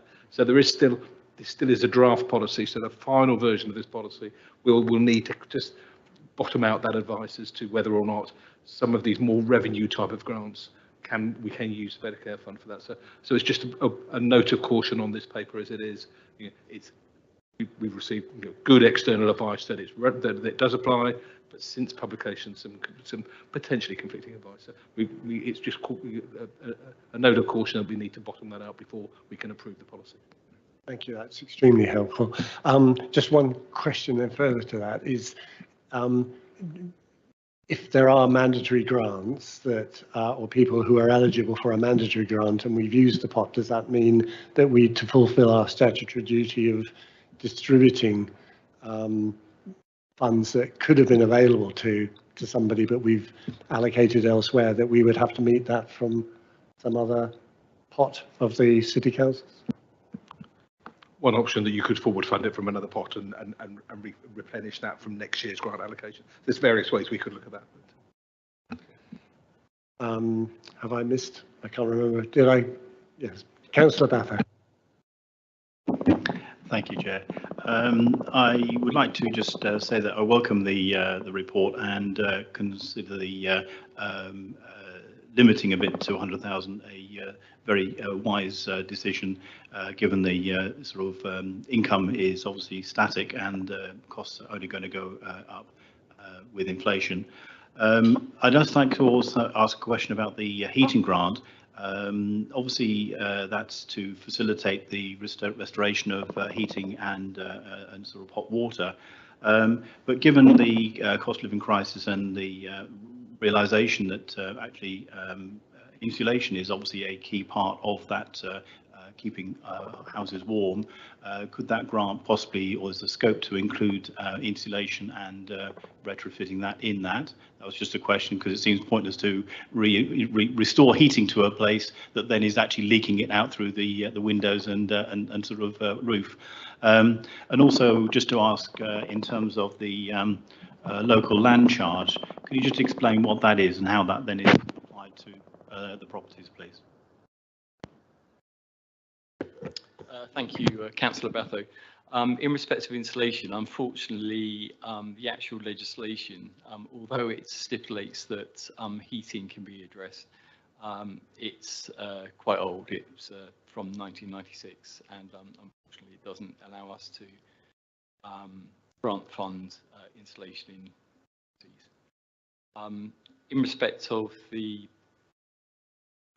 local land charge, basically if a grant is awarded, if the owners are due to owe the local authority money, effectively we can issue them what's effectively a nil-zero interest loan.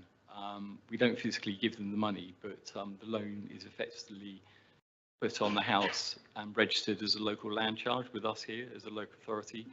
So come such time, if a property or family were awarded a DFG and they subsequently came to sell their property, where we had awarded them a grant, in order to recoup our money, it would show up as a local land charge through the search by the solicitor.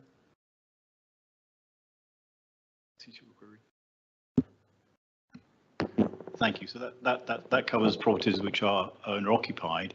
What about the situation where they're tenanted and in the private rental sector? How does that apply?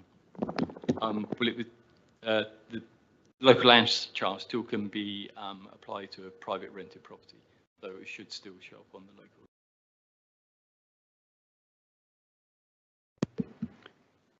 Just one moment.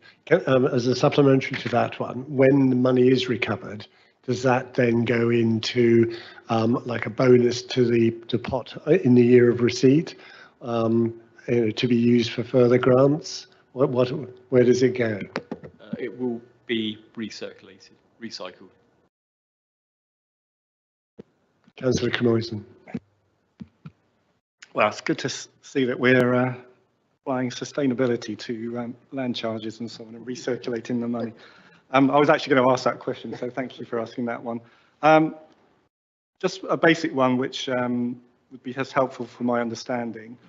There's reference to the service charge. So I've got a question about that, which is what is that for? I probably can make a good guess, but I want to be absolutely confident I know what it's for. And with respect to the proposal to reduce the service charge from 12 to 10.5%, could you just talk us through the trade-offs in making that decision? Sounds like a good decision, but I just want to understand the trade-offs and what the potential downside might be.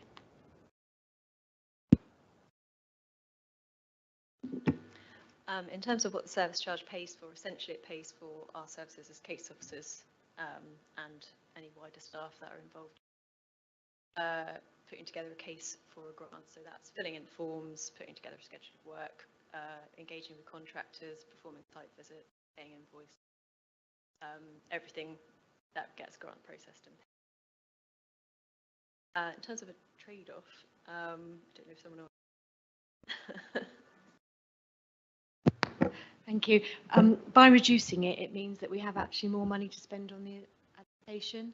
So at the moment, 12% of the grant has to go towards the costs. By reducing that, it gives us only a little bit more, but a little bit more to actually spend on the adaptation. And with the cost of labour and material increasing, we think that's quite paramount.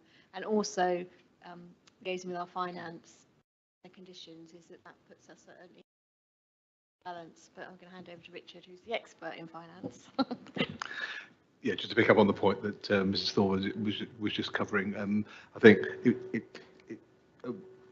we undertake a review of what our costs are on a regular basis. The review completed by the housing finance team revealed that 10.5 is sufficient to recover our costs. We shouldn't be recovering a surplus, and that's the key to that. We can make a legitimate administrative charge, and that's what that is. And 10.5% we consider to be more appropriate than 12.5. The benefit from that, of course, is there's more money for works, but 10.5 is now considered to be a reasonable to recover the costs of the team, as Rhiannon has highlighted. Just comment that on page 102, item 9 quite nicely describes what the services provided, or what service is provided for that fee.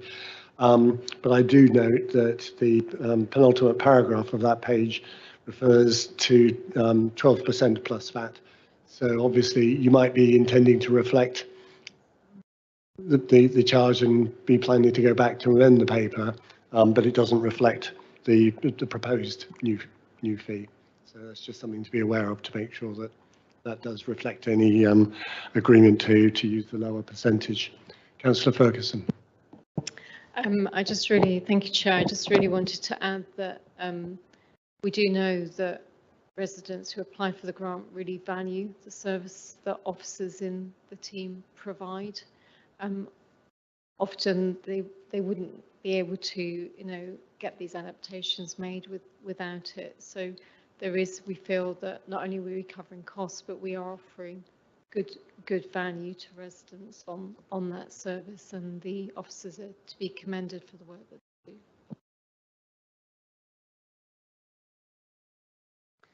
Are there any other? Councillor Horrell? Thank you, Chair. I have two questions. The first is about resourcing, and I'm delighted we've expanded the team of case officers. However, my observation being looking at the performance panel is that we are at a run rate for the distribution of the grant sort of behind the ball curve, as it were. So we're always chasing ourselves. And so the question is, and also with confirmation tonight that we have a waiting list, my question is, do we have sufficient resources? And that's not to in any way criticise those who are there, but just simply the volume of work and the very specialist nature of some of the cases. And indeed, if we're giving away smaller grants, we're perhaps increasing the multiplicity of work. And we all know sometimes giving away a small amount is perhaps as time-consuming as giving away a slightly larger amount. So that's my first question. The second is the appeals procedure, should people not be satisfied with the outcome, is through our standard council procedure, which can perhaps feel a little cumbersome.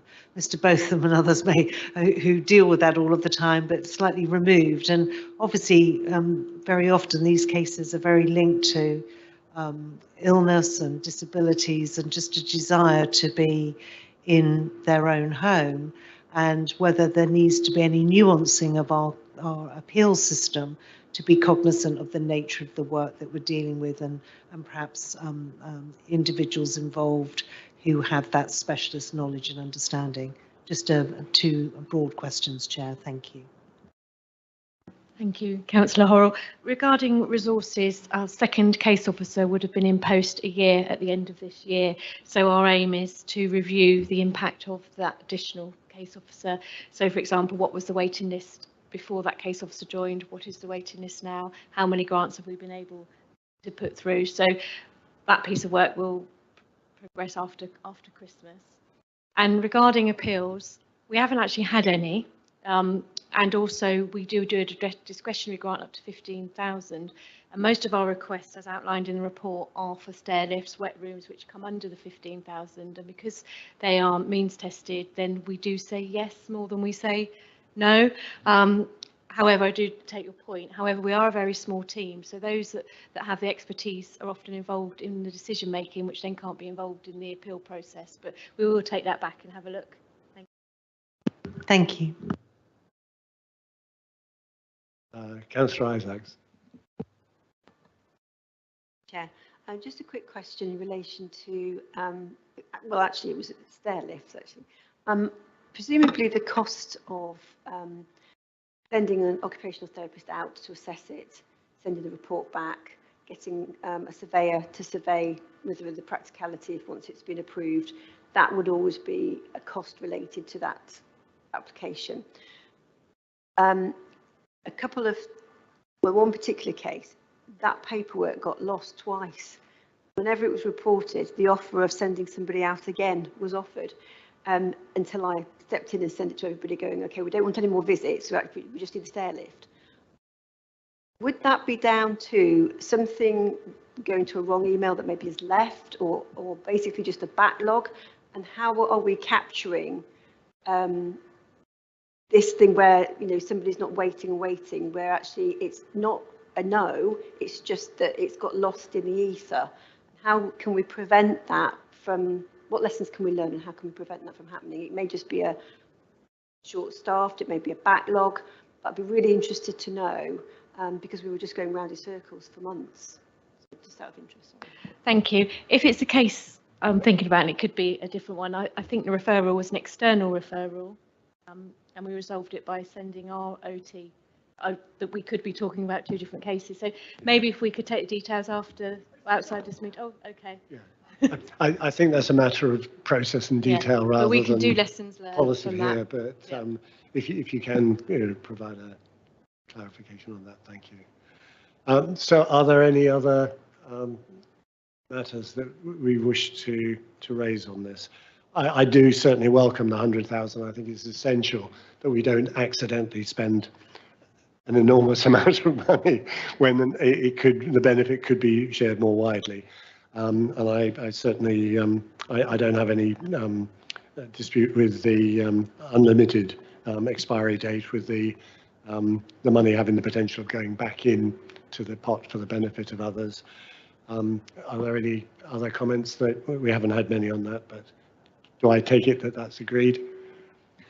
Okay, thank you. And the service charge reduction, if we're confident that you have a lean staff complement but are coping and that we're utilising all of the grant possible, do we agree that the reduction to 10.5 is agreeable to the committee? Yep, agreed. Okay, thank you. And I think it's great to have delegated authority to make minor changes. I've identified a couple of ones that I plan to send annotations to try to assist you.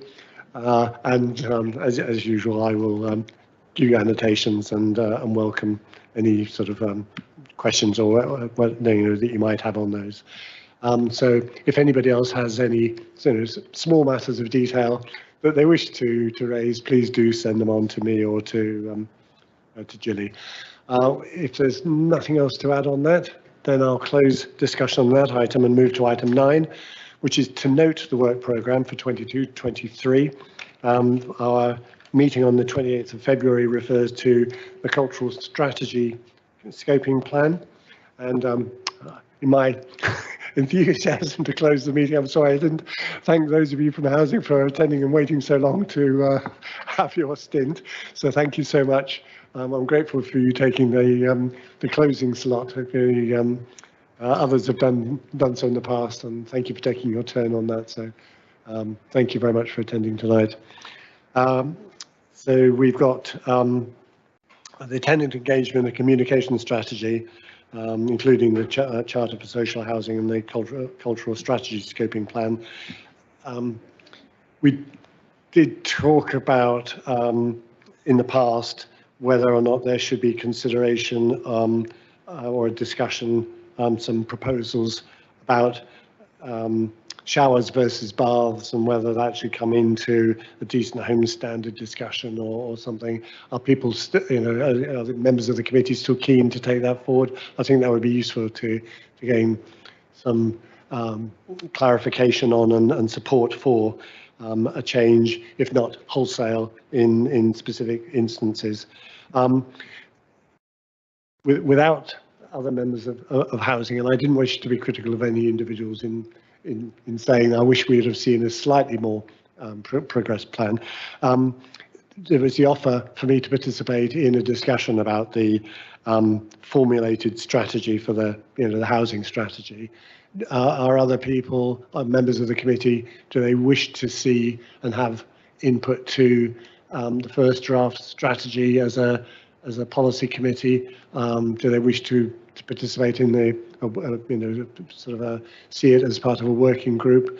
Are there any concerns about the way in which we've only seen a scoping plan rather than policy? I just want to clarify that so that we can include some sort of discussion, if you wish, in the in the next meeting of the group, which may be too late. So what I'm thinking is we need to try and get it done sooner if that's what you wish. Otherwise, we can leave our comments as given and rely on the housing or the cabinet housing committee to deal with the adequacy of the policy itself and not just the other procedure aspects arising from it. Councillor Horrell, have you? Chair, I welcomed the opportunity this evening to see the scoping paper, but I do think it's such a fundamental strategy for the council. I'm with you. I think perhaps it would have been helpful for this committee to see the first draft. And based on the comments we heard this evening, I can't see how the current timetable in the document is going to be met, given the paper is only going to make it to Cabinet Housing in March, when actually the strategy, it says in the timetable, should be finished then. So I know everyone's keen to do it and get through it, but actually maybe the committee scheduling means that it has to take a slightly different pace through to allow us to have that proper interaction. It is, after all, one of our most important pieces of work in terms of our commitment as a council, and to make sure that everyone is confident when it gets to the draft stage that it is inclusive of the things that we have discussed this evening. Thank you, Chair. Richard. Chair, happy to take on board the views of the committee and take that away tonight. I don't think we're in a position to give a commitment to definitely hit the March committee, but if we can take it away, I'll discuss with Mrs. Knight around the route through to a final decision, and if we can accommodate a wider discussion, then obviously we note that's the view of the committee that you'd like to see. Thank you for that. I'm trying to find a solution that works for everybody, and just to ascertain the strengths of feeling that other members have on that. But I welcome your comments that you can try and give it that some thought as well. Is there anybody that wishes to add or express any strong sort of feeling either way on this matter? Councillor Cremoyson. Yeah, Chair, I'd just like to endorse that thought. I think I'd like to see the actual iteration of the document as well.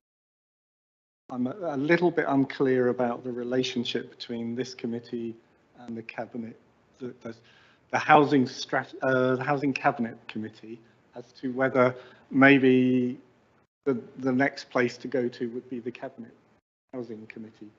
So I need to understand the difference in terms of our role here versus the cabinet committee. But notwithstanding that, I suspect I would quite like to see the actual paper come forward and have a chance to read it in terms of the substance and the content rather than the process and the methodology. So, Councillor Radcliffe. Thank you, Chair. Only for what it's worth, very much to align with comments of Councillor Horrell and Councillor Cremoyson. We are the Housing Policy Committee, amongst other things, and so it does seem appropriate that the most important document on which will set housing policy over the coming period should receive a bit more scrutiny in this committee before it's finalised. And I appreciated the chance to have that early bite at the apple today, but I hope we would have a chance to review the draft before it's bedded down. Thank you. Councillor Isaacs. Really just to say that I am quite concerned that if business and housing policy is not actually viewing policy document that is then going to housing cabinet, that needs to be addressed so that there is a clear pathway through when it comes to things there may be a crossover with, because we're going to get these things that are going to crop up again. So I agree with everybody, because everybody feels the same way, really, that we really want to see something. But although it can be sent out, I think really it needs even if it's an extra meeting, a dedicated time slot, even if it's just to review that policy as a team, I think. Okay, thank you all for your thoughts on that, and I know Richard and Julie will give that careful thought, and I'm sure Councillor Ferguson. Audit and governance, through no fault of its own, or any member of the council, as far as I know, have to have a special extra meeting to deal with the report and accounts, because they were not available at the time of the last meeting. So it's not extraordinary to have an extra meeting added.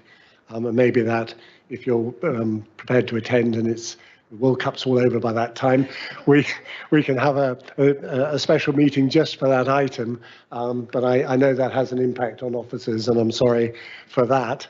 But if you take away our willingness to help participate in a timely way and a constructive way to have the best policy, then I think that will be welcomed. So thank you for that.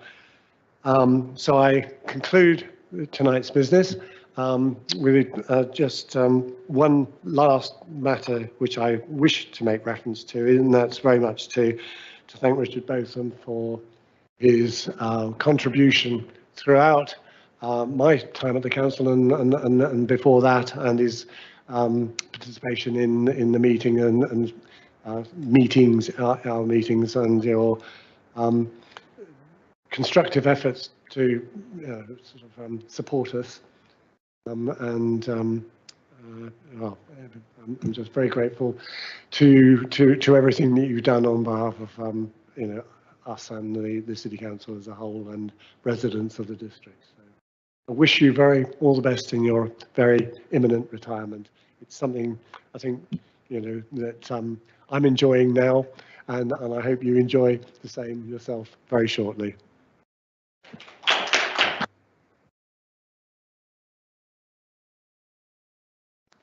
Thank you very much, Chair. Really appreciate it. Thank you.